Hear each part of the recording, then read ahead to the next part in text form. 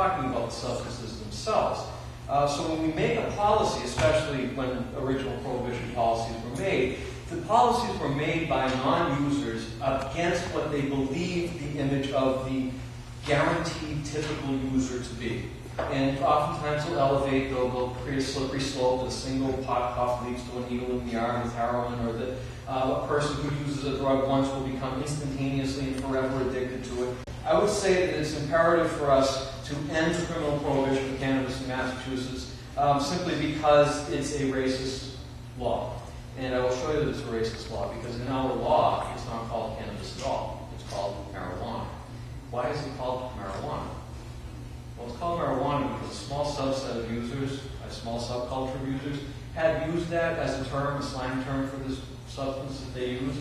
And when it came time to prohibit cannabis, they couldn't call it cannabis because it did never get the public support necessary because people were using cannabis to get it in tincture from their doctor. They knew that cannabis was the source of hemp. They saw it as a relatively benign substance. In fact, the U.S. Pharmacopoeia listed cannabis from the 1840s up until 1940s, for 100 years. It was available and it was prescribed. It was used by people. In order to prohibit cannabis, they had to make it seem foreign and they had to attach it to racial minorities. So what we see is the latching on to this term marijuana to depict this substance as something foreign and dangerous and to really play off of the xenophobia and racism that was still is so much of our culture. In Massachusetts, if you turn to page 6, data collected by the Substance Abuse and Mental Health Services Administration at the federal level confirms that the Boston metropolitan area is number 1. We have more marijuana users, current marijuana users in this area than any other geographic area, save Boulder, Colorado.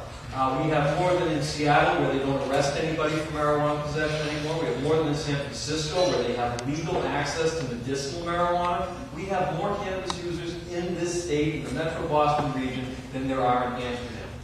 And I'm not exaggerating. This is actually true.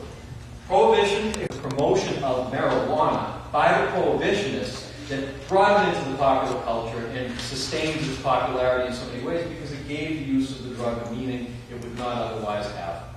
Right? And so it created something culturally that was otherwise absent. So if you want to get rid of Cheech and Chong and Dr. Dre and Snoop Dogg and all of the cannabis popular culture, which is a culture of resistance to prohibition, end the criminal prohibition, return to its mundane status, reinstate the idea of a civil fine without any type of a criminal record. Thank you. Steve earlier pointed out this chart showing that 62%, it's actually 63.2% of Massachusetts voters have voted to support decriminalization of marijuana, just like this bill speaks of. And I want to point out that this is not like your normal statistics. You guys probably see a lot of statistics like these. But this is not polling. This is not some expensive polling company, not a cheap polling company. This is the very best public opinion measure you could ever have. This is the measure of people actually going into their voting booths and voting alone, without anybody else knowing what they're saying. So this statistic here, 63.2%, is probably one of the most accurate statistics you'll ever see.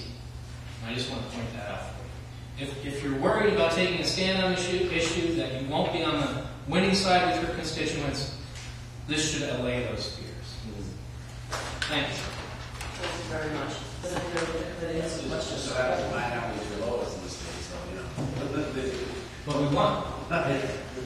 We did win. Representative Wallace, when it was on the polls in Boston and in your district, the public policy questions and the initiatives were at the top of the machine. It was the last time we got to reach the machines, and people couldn't reach them. I was surprised when I looked at the initiative, the votes for the initiatives, the binding questions. It was also a similar way.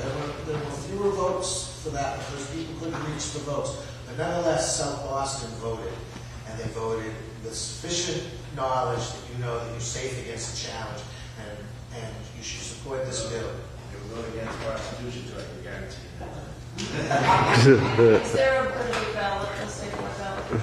There is an organization collecting signatures for on such a thing. Whether they will gather enough by the first Wednesday and deliver them by the first Wednesday in December is for time to tell.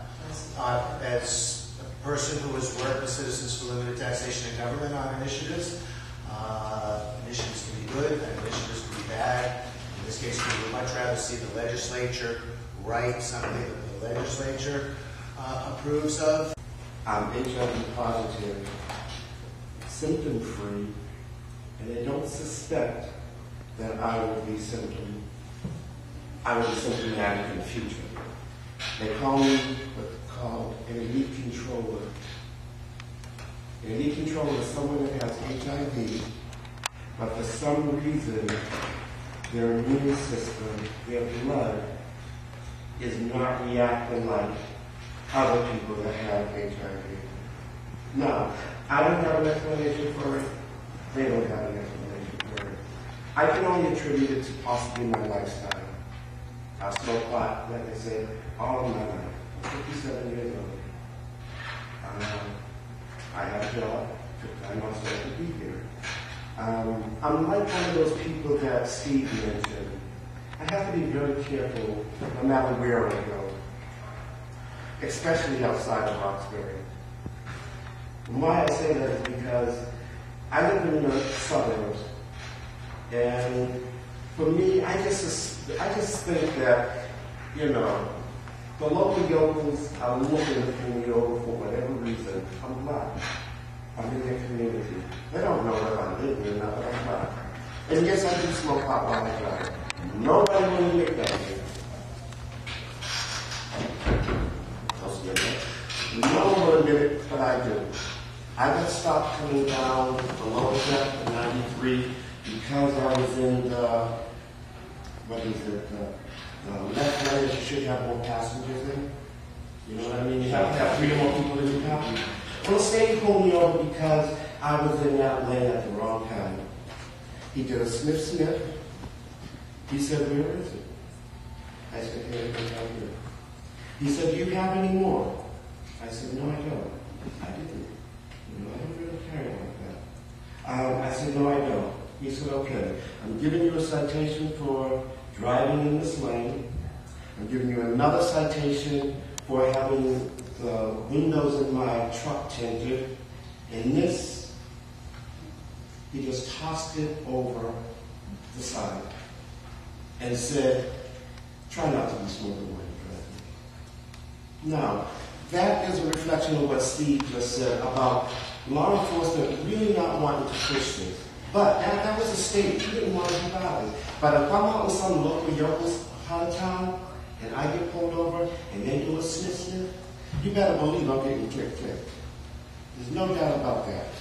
You know, I'm just being honest with you guys. You know, I don't know if you've ever had anybody come before you like this. I wish many from the black community would come out and say, "Yes, I am a marijuana smoker. I am a lifelong marijuana smoker." I don't know about anybody else here that will say this, but I will say, in my community, pot smoking is part of our society. It's not going to lead to crack, you know. Take a seed, you plant it, you grow it, you dry it, you roll it, you smoke it, and it goes down smooth. Hey!